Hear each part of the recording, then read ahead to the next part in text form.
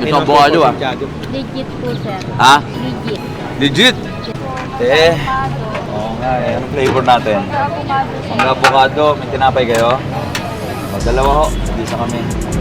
Buong araw na tayong bumiyahe ah. Pagod din ako. Oo.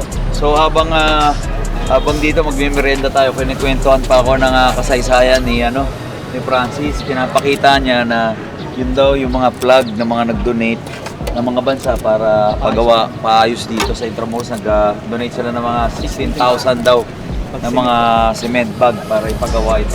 Thank you. Kano yan? 60. Sabi ng abogado ah. Legit po, sir. Ha? Legit. Legit? Yes, sir. Saan galing? Puno po. Ha? Legit daw, galing sa puno.